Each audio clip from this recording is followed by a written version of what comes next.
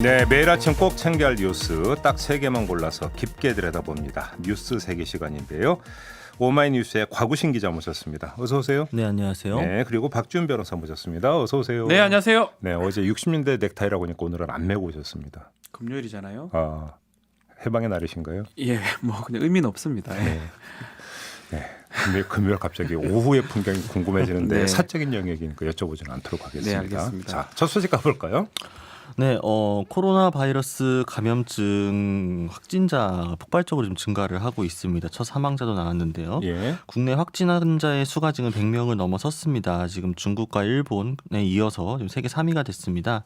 20일 어제 오전 9시 기준으로 82명이 늘었다가 오후 4시 기준으로 82명이 되었다가 오후 4시 기준으로 22명이 또 늘고 네. 이후로 지금 종로, 광주, 전주 등에서 또 추가 확진자가 나온 상태입니다. 예. 특히 지금 신규 확진자 대부분이 31번째 확진자가 다니던 신천지 대구교회 쪽에서 지금 많이 퍼져가지고 방역당국에서 긴장을 하고 있는데요. 그리고 신천지 대구교회를 중심으로 지금 지역적 유행이 발생한 상황으로 보고 지역사회 감염 피해를 최소화하는 데 총력을 기울이고 있는 상황입니다. 예. 또 이제 이번에 확진된 경상북도 청도 대남병원 13명 중에서 사망자가 1명이 포함이 됐죠. 이 국내 첫 사망자였는데 이제 20년 넘게 이 병원에 입원해 있다가 지난 19일 새벽 폐렴 증세로 숨졌다라고 합니다. 그 지금 이제 이 31번째 확진자가 슈퍼 전파자 아니냐 네. 이런 이제 초기 추정이 있었는데 지금 이제 다른 이제 확진 판정을 받은 이제 다른 분들과 이제 발병 시점을 보니까 비슷한. 시기가 같으면 그 사람이 전파자가 아닐 수가 있어요. 그러니까요. 그래서 그러니까 이 31번째 확진자도 2차 감염자 아니냐. 네. 그럼 이제 1차 이제 그 전파 경로가 어떻게 되느냐 이게 지금 이제 초점이 되는데 오늘 한겨레가 보도한 거를 보니까 신천지교회 교주의 형 장례식이 지난달에 있었고 그렇죠. 이때 어떤 그 전파가 시작이 된 게 아니에요. 물론 추정입니다. 가능성이죠. 왜냐하면 중국 교인들도 꽤 있으니까 네. 중국 교인들이 참석을 했다라는 얘기가 있거든요. 예. 혹시 거기서 1차, 2차, 지금 2차 감염자일 가능성이 있는 거예요. 31번 확진자도. 그러니까요. 그렇다면 예.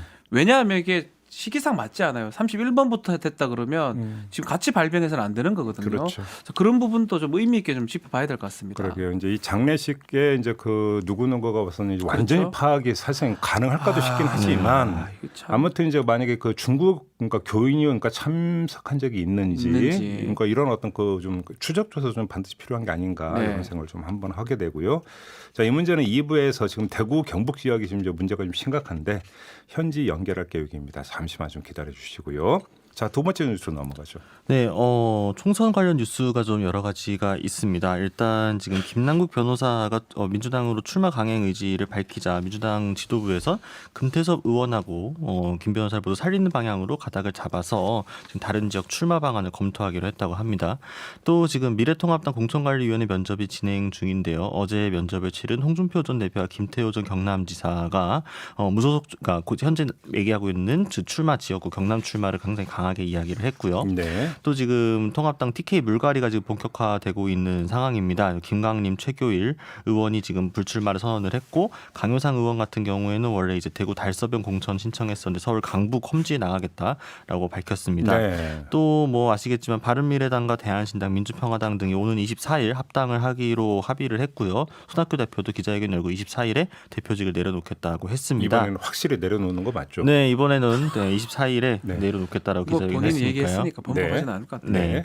그리고 지금 또 좀 재밌는 보도가 있었는데요. 바른미래당에서 셀프 제명으로 탈당을 했던 안철수계 의원들이 미래통합당과의 합류를 지금 검토를 하고 있다, 타진하고 있다라는 보도가 나왔습니다. 예. 다만 안철수 전 대표는 본인은 통합당과의 통합이나 연대를 거부하고 있는 상황인데 오늘까지 좀 확답을 하지 않으면 결단을 내릴 수도 있다라는 식으로 이게 이야기가 그러니까 나오고 안철수계 의원들이 안철수 전 대표를 만나서 어떻게 지금 가려고 하는 거냐라는 정확한 입장을 뭔가 밝혀달라고 요구를 네. 했고 아직은 안 밝히고 있는 거고 네. 이게 그래서 그러니까 명확한 어떤 길이 보이지 않으면 다르게 움직일 수도 있다. 근데 이게 네. 집단으로 움직인다는 얘기는 아닌 것 같더라고요. 개별적으로. 네, 일단 이동섭 의원이 염동열 의원과 접촉을 한 거는 사실로 보입니다. 네. 그래서 이동섭 의원은 좀 뭔가 생각이 있는 것 같은데 이제 이동섭 의원 개인의 생각인지 아니면 그 외 플러스 알파가 더 있는지. 아무튼 이제 지금까지 나온 보도를 종합을 하면 안철수계 의원 일부가 동요를 하면서 미래통합당으로 이제 건너갈 가능성을 제기를 있다. 하고 있는데 예. 집단 행동은 아닌 것 같고요. 일단은 개별적으로 접촉에 들어갔다 이런 보도는 좀 나오고 있더라고요. 집단으로 또 해가 큰 의미는 없어요.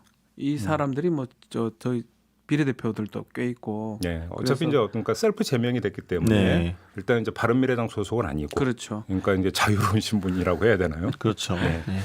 자 그리고요. 네, 심재철 통합당 원내대표가 문재인 대통령 탄핵을 추진하겠다 일당이 되면이라고 발언한 걸 두고 네. 지금 민주당에서 상당히 강하게 반발을 하고 있습니다. 특히나 지금 윤건영 전 청와대 국정상황실장이나 고민정 전 대변인 같은 경우에는 기자회견을 열고 네. 정치의 금도를 넘었다.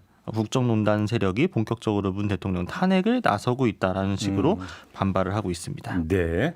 자, 요걸 한번 좀 살펴보죠. 자, 이 그 공방이 시작이 된 거잖아요. 네. 공방의 포인트가 어디에 있을까요? 심재철 원내대표가 네. 교섭단체 대표 연설에서 탄핵을 거론을 했고 어제는 또 라디오 인터뷰에서 거론을 했고 집중적으로 제기하는 이유가 제가 볼 때는 포인트는 아닌 것 같아요.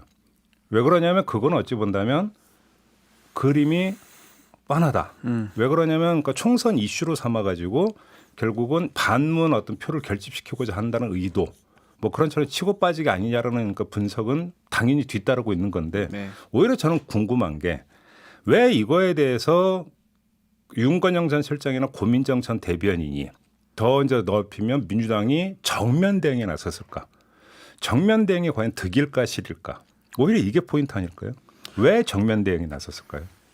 글쎄요. 그러니까 지금 요 이슈가 그러니까 심재철 원내대표가 이재정 의원한테 지금 지지율 조사 여론조사에서 뭐 여론조사에 따라서 오차범위 아니냐 밖에 좀 다르게 좀 밀리고 있지 않습니까? 개인적인 이유도 있는 겁니까? 심재철 원내대표의? 아니, 그러니까 지금 심재철 원내대표가 본인 지역구 여론조사에서 한 번도 지금 이재정 의원을 이긴 적이 없습니다. 그러니까 최근 여론조사에서요. 그러다 보니까 이날 고소찬 전 원내대표 연설 끝나고 직후에 민주당 의원들이 이재정 의원을 찾았어요. 이재정 의원을 찾으면서 이재정 어디 있어? 이재정이 너무 이기니까 지금 이러는 거잖아라는 식으로. 잠깐만요. 연락이 근데 그건 됐거든요. 좀 주의를 기울여야 되는 게 지금 그 모든 여론조사를 확인하고 하시는 아니, 말씀이죠. 그러니까 이제 지금 이 선거 구도가 나오고 나서 제가 최근에 지금 여론조사 여러 개가 있었는데요. 보면은 여론조사 그 기간에 따라서 오차범위 아니냐 밖이냐 조금 달랐습니다만 이재정 의원이 모두 우위에 있는 것으로 나왔거든요. 요건 좀 주의를 기울여서 팩트를 좀 확인을 해봐야 네. 되는 문제니까 네. 다시 한번 이제 확인차 질문을 드렸던 거고요. 네, 그런 상황에서 심재철 원내대표는 단순히 당에 대한 그 총선 구도를 만드는 것도 중요하지만 본인의 구도를 만드는 것도 좀 중요한 상황이거든요. 반문표를 모이게 한다는. 그런 만약에 해석이라고 한다면 그 제가 지금 그 던진 질문 왜 민주당은 정면 대응에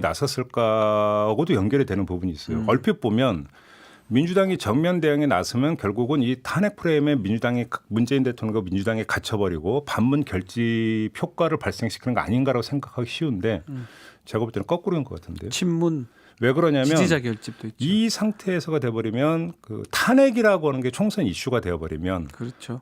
그러니까 이른바 문재인 탄핵만 거론이 될까요? 박근혜 탄핵까지 같이 거론이 될까요? 다시 말해서 세 개 다 그런데요. 노무현 탄핵까지요. 그러니까 탄핵 이슈가 불거져서 과연 그렇다면 민주당이 득이냐 미래통합당이 득이냐라고 하는 문제를 아주 면밀하게 계산해 봐야 되는 맞아요. 부분이 있어요. 네. 거기다가 또 한 가지는 반문 결집만 이야기를 하고 있지만 이른바 친문 결집 부분들도 같이 봐야 된다고 본다면 이게 솔직히 지금 지지세로 봤을 때 뭐 지지 참 통계 얘기가 조금 그렇지만 지지율로 봤을 때는 민주당 쪽이 조금 더 높아 보이거든요. 그거는 뭐 이제 구체적인 얘기는 안 해도요. 정당 지지율 정당 지지율로만 네. 봤을 때는요. 네. 뭐 오차범위 밖에서 좀 네. 높아 보이기 때문에 그런 상황이라면 집토끼 잡는 방법이라고 얘기하잖아요.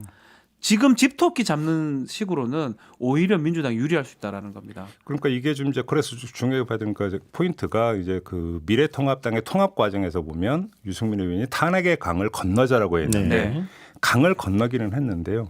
침묵의 강을 건너죠. 그러니까 다시 말해서 얘기를 안 하는 걸로. 통합 과정에서 탄핵에 대해서 거의 이런 방구 얘기가 거의 얘기 안 없지 하는 않았잖아요. 걸로. 예. 그잖아요. 왜 그랬을까?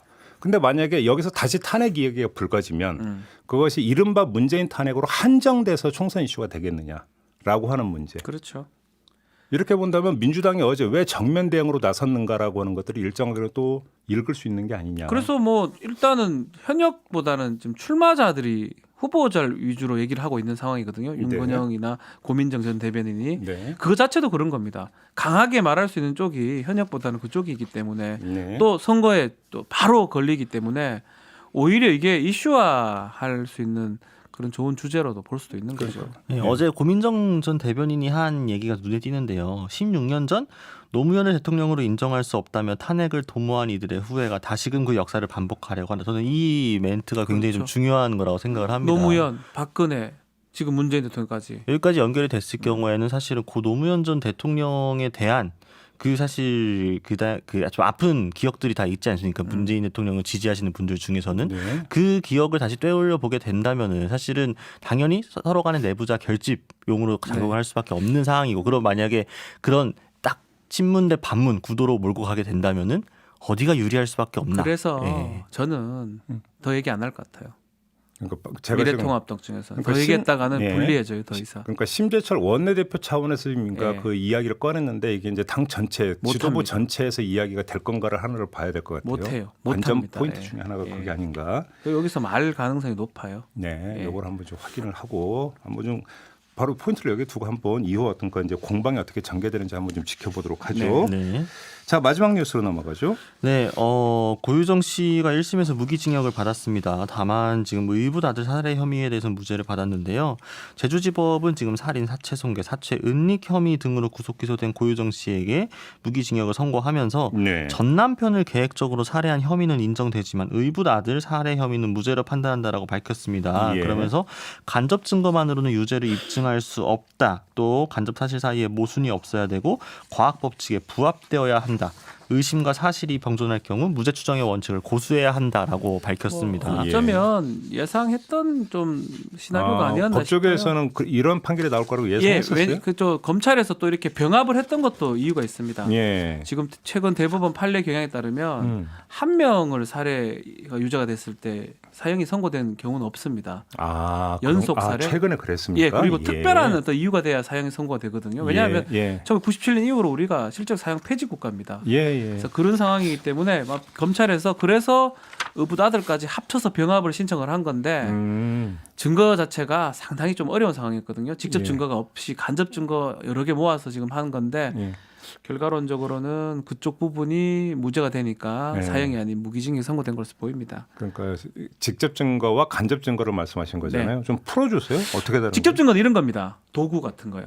네. 살해 도구 예. 아니면 목격자 진술 예. 뭐 어떤 과학적 증거들. 예. 근데 간접 증거는 뭐냐면 그거를 봤을 거라는 뭐 이 사건에서는 인터넷으로 검색 기록했던 거 아니면 그 시간에 깨 있었다라는 증거, 예. 전화를 했던 통화를 했는데 통화에서 뭐 이렇게 살인 내용이 나오면 좋은데 그런 내용은 없잖아요. 쉽게 말하면 그 이제 수면제가 등장을 하는 그 정도까지는 안 되기 때문에 무죄 추정 원칙으로 돌아와서 예. 유죄를 선고할 수 없다라고 한 것 같습니다.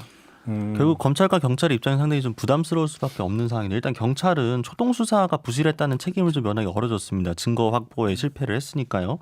또 검찰 역시 지금 정황 증거를 통한 혐의 입증에 실패했기 때문에 항소심이 좀 이렇게 쉽지만은 않아 보입니다. 근데 또 당일 이제 재판 현장에서 유가족분들 눈물을 흘리기도 하고 하면서 좀 국민 감정상 좀 더 워낙 이슈가 되고 있는 사건이다 그렇죠. 보니까 예. 이게 과연 앞으로 또 2심에서 어떤 식으로 흘러갈지, 추가적으로 만약 검찰이 이를 더 확고하게 받을 만한 추가 증거를 할 수 있을지가 좀 주목이 됩니다. 그리고 그거는 추가 증거를 확보를 못하면 의붓 아들 살해 혐의는 무죄가 됩니다. 항소심에 가더라도 무죄가 네. 나올 가능성이 높다. 항소는 할 거예요. 쌍방이. 예. 고유정도 본인은 지금 우발적 전 남편도 우발적 살해라고 좀 얘기하기 때문에 예. 고유정도 항소를 할 거고요. 예. 검찰은 무죄된 부분 항소를 할 건데 예.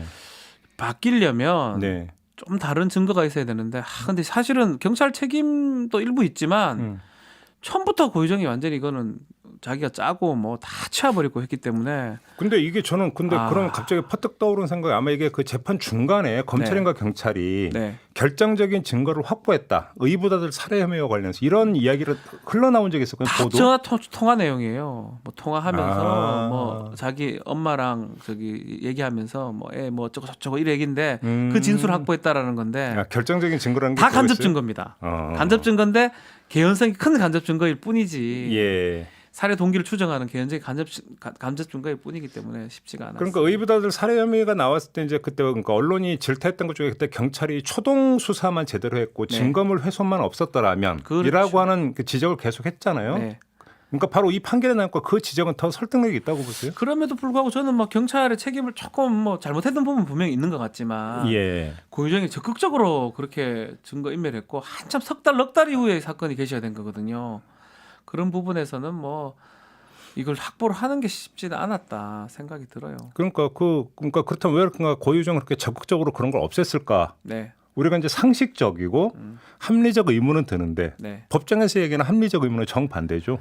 그렇죠. 법정하고 다른 부분이니까요. 그렇죠. 정반대 이야기가 되니까. 아. 그러니까 어떤 그 법리와 상식의 이제 간극이라고 하는 게 여기서 이제 다시 확인이 되는 거잖아요. 그럼에도 저는 그렇게 생각합니다. 이게 뭐 이 판결에 대해서 뭐 여러 가지 얘기가 나올 수도 있지만 네. 저도 마음속에 있는 생각하고 음. 법적 판단 있잖아요. 무죄 추정의 원칙이라든지 증거 재판주의. 네. 특히 이 사건은 그래도 그 가능성을 배제할 수가 없어요. 네. 아버지에 의한 압착에 의한 사망. 그 네. 부분을 배제할 수 없기 때문에 그 네. 부분만 완벽하게 제거를 한다면 음. 사실은 살인죄가 맞겠죠. 그 어떤 가능성이 크기 때문에 적지 않기 때문에 표현하겠습니다. 이거는 결국은 재판부 입장에서 무죄를 선고할 수밖에 없었지 않을까 네. 생각이 그러니까 뭐 듭니다. 저희가 이제 그러니까 전 남편 그 살해 혐의에 대해서는 거의 얘기를 안 했는데 이거는 뭐 그 항소심 간다해서 뒤집힐 가능성 거의 저는 없죠. 그건 뒤집혀 가면서 네. 아예 없다고 봅니다. 아예 없다. 또 이래 말하면 안 되죠. 거의 없다고 봅니다. 알겠습니다. 예. 네. 엊그제의 경우를 지금 네, 제가 실수를 염두에 해가지고. 두고 이렇게 알겠습니다. 네.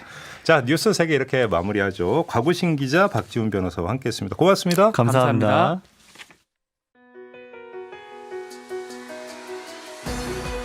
이슈의 핵심을 꿰뚫는 예리한 시선, 믿고 듣는 진품 시사 김종배 시선 집중.